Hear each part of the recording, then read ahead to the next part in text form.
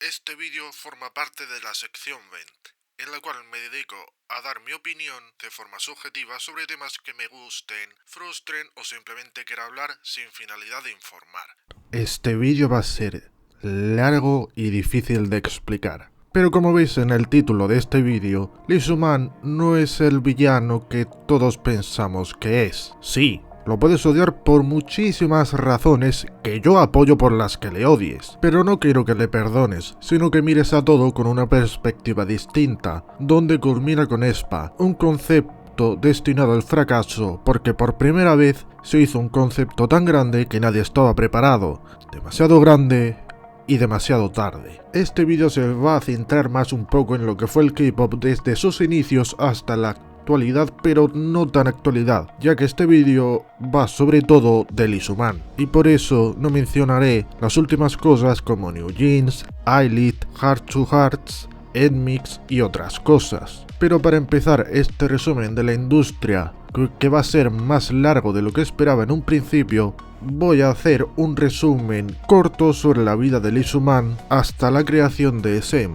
Lee Soo-man nació el 18 de junio de 1952 en Corea del Sur. En los años 70 comenzó su carrera en la industria del entretenimiento como cantante de folk y rock, logrando cierta popularidad, pero sin embargo, debido a la censura del gobierno y las restricciones sobre la música en Corea en esa época, su carrera no pudo despegar del todo. A finales de los años 70 decidió mudarse a los Estados Unidos para estudiar. Estudió ingeniería informática en la Universidad Estatal de California, Northridge. Allí fue testigo del auge de la industria musical estadounidense y quedó impresionado con la estructura de las grandes discográficas, el concepto de los ídolos pop y la manera en la que el entretenimiento se convertía en una industria bien gestionada. Cuando regresó a Corea en los años 80, trabajó como DJ y presentador de televisión, además de seguir involucrado en la música. Inspirado por lo que vio en Estados Unidos, en 1989 fundó SM Planning,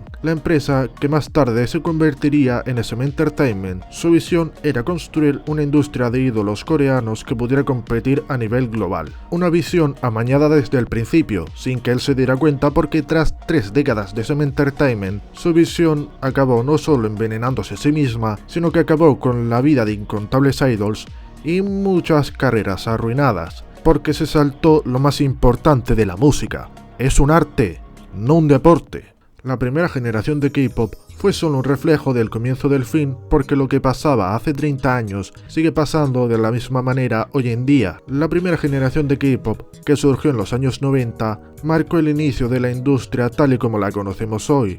A nivel creativo, fue un periodo en el que se asentaron las bases del K-pop moderno: música pegajosa, coreografías sincronizadas y una fuerte identidad visual. Los grupos como H.O.T., Sech Kiss y S.E.S. eran diseñados con una imagen muy pulida, con conceptos que apelaban directamente a los jóvenes. Estas bandas no solo cantaban, sino que tenían también que cumplir con una imagen perfectamente controlada que les dictaba la empresa. Las canciones, aunque innovadoras en su momento, seguían una fórmula muy rígida de marketing. Se buscaba la creación de hits comerciales con letras sencillas y fáciles de recordar. A nivel marketing, SM Entertainment fue pionera en la creación de un sistema de entrenamiento para los idols, lo que hizo que la industria de K-pop se consolidara como una máquina de producción de idols y contenido. La promoción de los grupos estaba pensada para maximizar su alcance. Además, la televisión jugó un papel clave. Los idols eran parte de programas de variedades, dramas y comerciales, lo que les permitía no solo ser artistas,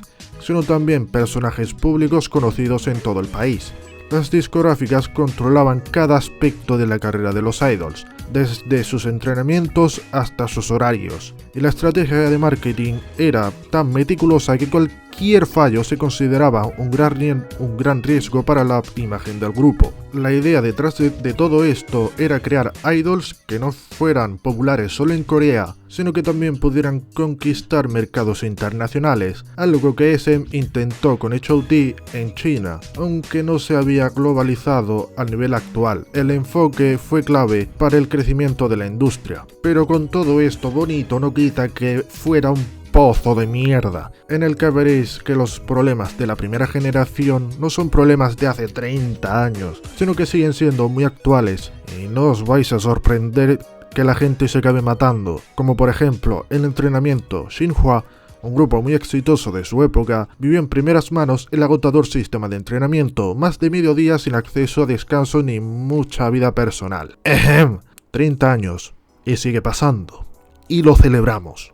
2. Sobre reaccionar ante citas. Esto no es algo nuevo, se sigue tratando que los idols famosos tengan relaciones como si fuera un crimen de guerra. ¿Os creéis que miento? Mirad cómo Karina tuvo que disculparse por tener novio, y cómo Winters, por un solo rumor de citas, tuvo a hordas de fans insultándola. Pero qué coincidencia que solo pasa a las mujeres, aunque siendo Corea es un país muy machista. Así que no me sorprende que en la primera generación, Kang Mi-yoon de Baby Box, por un rumor de salir con Hee-jun de H.O.T., la amenazaron de muerte al nivel de mandarle cuchillos por correo. Si me decís, eso es un problema del pasado, eso no podría pasar ahora. Espera a que salga un rumor de que Won-young de IVE o Chaewon salen con alguien. Con estos dos ejemplos podéis entender lo que digo. Pero bravo, Lee Soo-man y Park Jin-young. En vez de cambiar, ambos os aprovechasteis de esto precisamente para empeorar el sistema. Y sí, JYP tuvo mucha relevancia en esta época con grupos como G.O.D. Qué feliz os hace el sistema cuando sois vosotros los que lo manejáis. Lo que salvó a JYP en la primera generación fue Ban Si-hyu como productor de la empresa, porque de una manera siempre se esfuerza en que algo funcione, a diferencia de otro que se ciega cuando un grupo tiene éxito. Lee Soo-man en esta primera generación realmente no necesitó a nadie, su visión era y fue durante casi 3 décadas la más fuerte y con muchísima diferencia. La segunda generación realmente la salvaron 3 personas a nivel empresarial: Jang Hyun-suk, Teddy Park y Min Hee-jin. ¿Por qué Jang Hyun-suk? Porque rompió el molde de que los idols tenían que ser perfectos con Big Bang, un grupo muy insultado en sus inicios. El fundador de YG, con todos sus defectos, fue el primero de la Big Three que no era un loco del control, a diferencia de los demás. Él permitió que su grupo tuviera el control sobre qué y qué no quieren sacar a manos de G-Dragon y T.O.P. para hacer las canciones de Big Bang, aparte de que lejos de ser manufacturados, ten suerte si hay una canción de este grupo con baile. Al menos uno tenía sentido común de que la música no es un deporte. Y mira qué pasó cuando realmente creyó en ellos. Big Bang fue y será uno de los grupos más importantes de la historia del país, de la industria, y ahora mismo son ídolos de ídolos. Y si me apuras, de ídolos. O sea, de ídolos, de ídolos, de ídolos. Teddy fue la extensión de Jang Hyun-suk, pero Teddy fue quien se dedicó a exprimir el talento de las idols. Y sí, las idols. En más de 30 años, las mujeres siguen a merced de los hombres, que no les importa mucho si mueren. Esto último lo entenderéis luego.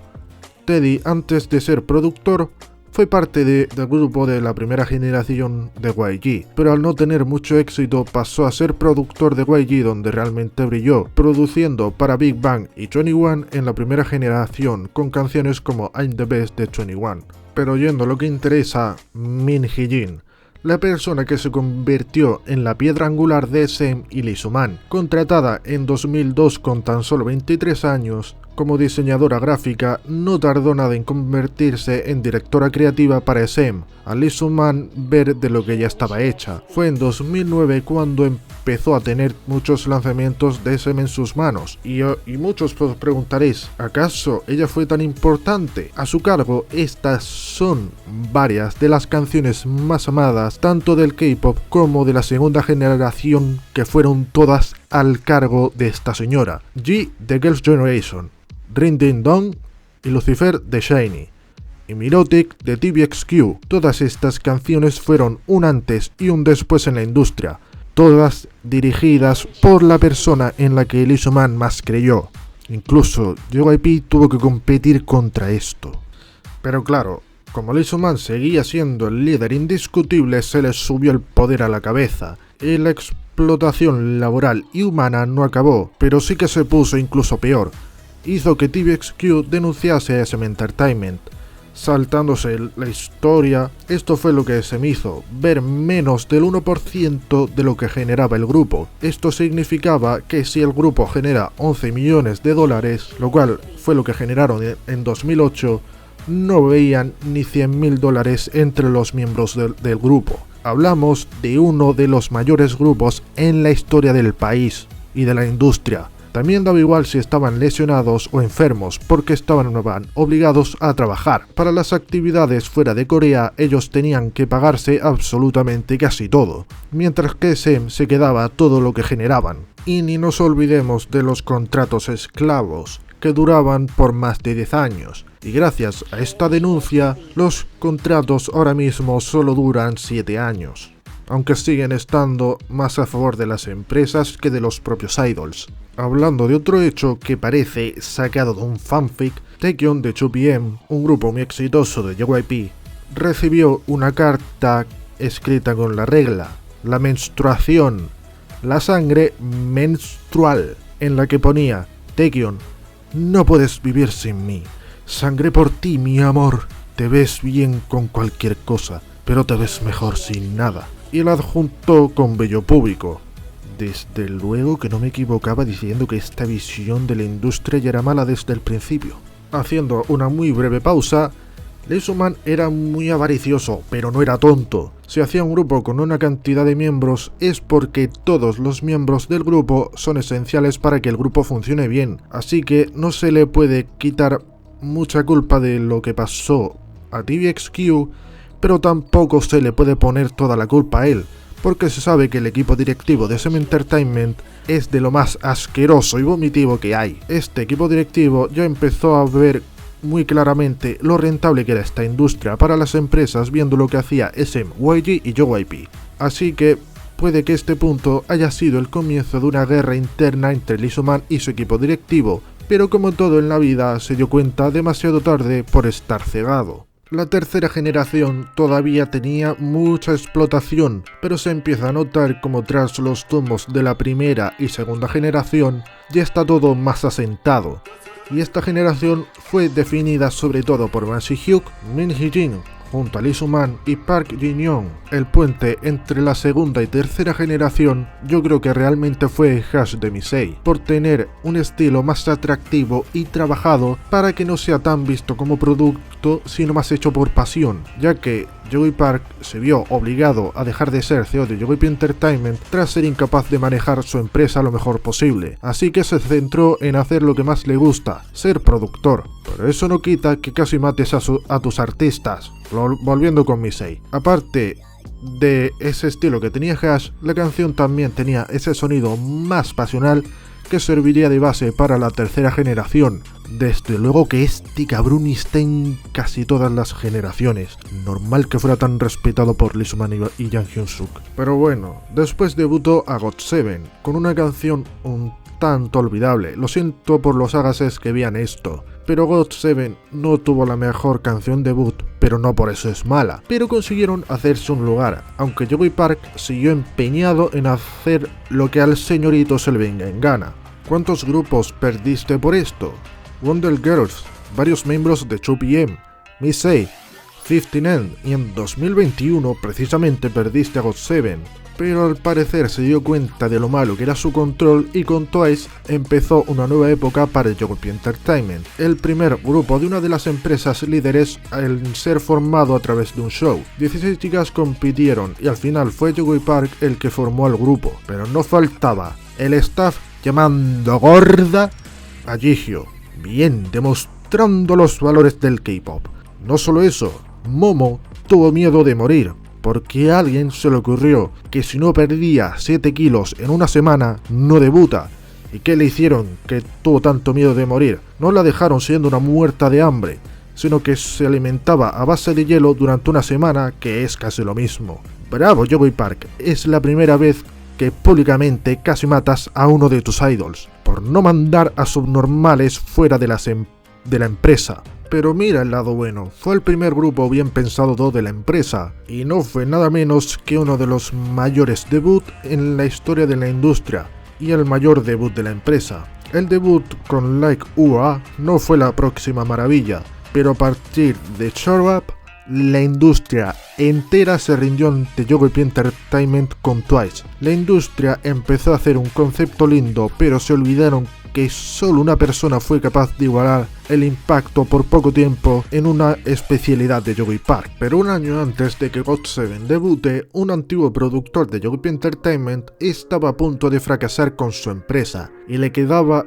una última bala que disparar. Masi Hyuk en 2013 debuta a BTS, dejando que sean los miembros los mismos que decidan las canciones que quieren lanzar, ya que Masi Hyuk vio que su dirección no funciona. BTS en 2013 y 2014 era un grupo que tenía que dar entradas gratis, pero a partir de 2015, a base de esfuerzo y autenticidad, BTS se convirtió en el mayor artista en la historia de Corea del Sur y uno de los más grandes de la historia a nivel global. Fueron esenciales para establecer el K-pop en Occidente, porque a diferencia de SM y Yogi queriendo replicar el pasado todo el rato, BTS no fue popular a base de ser una copia barata de Backstreet Boys, sino por ser artistas de verdad.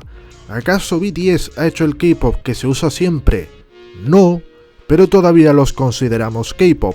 Pero bueno, estando manejado por la gente que le importa más el dinero que otra cosa, normal que ahora en 2025 esta industria esté destinada a una muerte lenta. Una muerte que Min Hee-jin y Lee Soo-man, tras la demanda de TVXQ contra SM Entertainment, intentarán evitar. Juntos intentaron reinventar SM en contra de los ejecutivos. El primer grupo que hicieron juntos fue EXO, un grupo con un concepto de ciencia ficción dividido en dos, EXO-K hecho para el mercado coreano y EXO-M hecho para el mercado chino. La idea fue de Lee Soo-man, y quien llevó a cabo todo lo demás fue Min Hee-jin, responsable de canciones tan icónicas como Growl, Overdose, Call Me Baby, Monster y Tempo, siendo casi todas estas las canciones más recordadas de EXO. Eso sí, no se salvó de que por culpa de los ejecutivos perdieran miembros por el camino. También Min Hee-jin y Lee Soo-man debutaron Red Velvet, uno de los grupos más experimentales hechos en esta industria, y para no encasillarlas en un sonido, el concepto era juntar canciones alegres con canciones más oscuras y atrevidas, como por ejemplo Happiness, Dum Dum, Red Flavor, Ice Cream Cake, Peekaboo, Bad Boy y la más rara de todas, Russian Roulette. Vaya manera de entrar al K-pop en 2018 tuve yo también. Pero bueno, no se libró de controversias tampoco. En el debut se hizo una referencia al atentado del 11 de septiembre, que tuvieron que borrar, pero viniendo de una mujer que hizo que SHINee se vistiera así, tampoco hay que sorprenderse mucho. Aparte de que en Ice Cream Cake incluyeron una nueva miembro que la llenaron de insultos por todos lados. Pero hablamos de SM. Min Hee-jin se fue de la empresa en 2018 porque ya no aguantaba el ambiente laboral. La empresa sabía que lo que ella hacía vendía mucho, pero una cosa es encargarte de 1, 2 o como mucho 3 lanzamientos en un corto periodo de tiempo, y otra cosa es encargarle 5 lanzamientos en un solo mes, que la pobre del estrés lo habló llorando con Lee Soo-man, el hombre que ofreció que ella fuera presidente de SM, pero claro, ella lo rechazó porque sabía que no podría cambiar la empresa. En la descripción o en un comentario fijado dejaré el enlace donde ella lo dice. Una empresa que intentó apoyar a sus artistas, pero claro, Jonghyun de SHINee y Sully de FX se quitaron la vida por no soportar la cantidad de insultos y odios que SM no quería frenar. No me río de sus muertes porque yo no tengo una moral tan baja. SM pudo honrar la muerte de Jonghyun ya que era un idol muy amado, pero la de Sully parece que la arrastraron bajo la alfombra solo para no perder reputación a corto plazo. Este punto es muy importante para Lee Soo-man porque cada vez los ejecutivos se ven como consiguen más poder y como Lee Soo-man intenta hacer todo más humano. Lo malo es que con Min Hee-jin fuera era cuestión de que por tiempo SM se desmoronase, se cegó por el poder demasiado tiempo. Intentó cambiar la industria cuando ya era demasiado tarde, ya que se enfrentará a todo lo que creó y fracasará. La cuarta generación fue dominada casi unilateralmente por el mayor rival de SM Entertainment. Yogi Entertainment, gracias a Ichi, creó una ola de movimientos que ni SM podía contraatacar. No solo Ichi, sino que Stray Kids, siendo el segundo grupo de esta empresa formado en un show, con la libertad creativa que no daban nunca, pudieron controlar no solo Corea y a Japón, sino que hasta el mundo entero, y con Nichio, el último gran grupo del K-pop tradicional, pudieron dominar en Japón en nada de tiempo. y adivinad qué, también fue formado en un show. Junta simplemente adaptar el K-pop a un público diferente, debutar a chicas por talento puro y genuino, pandemia con mucha gente viendo internet y un grupo formado antes del COVID, y da como resultado que Nichkhun tuvo el predebut más visto en la historia con más de 300 millones de visitas, y hoy en día siguen siendo una de las artistas más grandes de todo Japón. Pero con Bicha casi hacen que una menor se quiera quitar la vida a base de sobredosis con 42 pastillas NyQuil, un grupo formado con la única premisa de vender el K-pop. El staff, en vez de adaptar el trato a Estados Unidos de manera más suave, rellenaron el papel entero de delitos para ir a la cárcel. Abuso físico y psicológico, falta de acceso a agua para entrenar, que se te rompe un músculo en el hombro. No te preocupes, que te harán seguir trabajando. La vivienda, nah. Solamente una deuda de $500,000 por cabeza, porque a la empresa se le ocurrió comprar una casa de 2,5 millones para las 5 chicas y decidió ponerlo como deuda para estas, también vigiladas cuando comían y hablaban, cuando expresamente la empresa le dijo que no serían vigiladas. Las leyes de bienestar infantil californianas se las saltaron toditas, porque despidieron a quienes se aseguraban de cumplirlas y mantuvieron a uno que no solo se la sudaba, que la miembro y encima todo menor de edad se intentase matar, porque sería malo para su reputación. Bravo Park Jin-young, mantienes a gente que se la suda matar a menores de edad, te quedas callado hasta para esto, copias a SM hasta en lo malo, desde luego que no se puede ser más gilipollas, subnormal, avaricioso y asesino. ¿Cómo que te quedas callado con esto? Que es una menor de edad. Si hubiera sido tu hija o hijo, muy seguramente habrías actuado en el primer momento, pero como te la suda que otra gente sufra, te quedas calladito para no perder poder.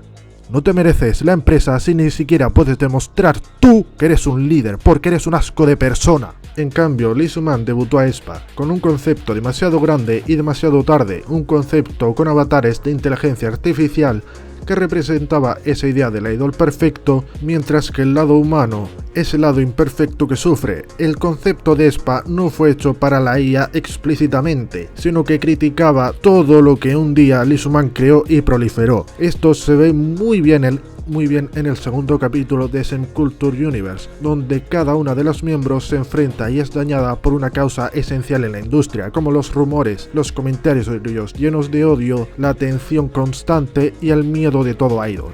Saber que la gente no quiere ver tu faceta imperfecta, sino que quieren ver esa faceta perfecta sin errores ni imperfecciones, que al final Karina intenta romper porque no está cómoda con las normas establecidas, pero con una villana que podría ser interpretada como las frustraciones de Lee Soo-man, el que quiere cargarse a todos los avatares para seguir evitando que haya más daño. Pero a la gente también le gusta ese lado idol. Aun siendo por dinero, Lee Soo-man intentó cambiar, y diría que es el único hasta la fecha que se burló de su propia creación de décadas. Fue cuestión de tiempo que los ejecutivos de SM lo echasen, donde Lee Soo-man tuvo que irse temporalmente a HYBE porque era la opción menos mala para SM, aunque al final la empresa se vendió a Kakao, y al viejo se fue asegurando $413 millones por vender sus acciones a HYBE.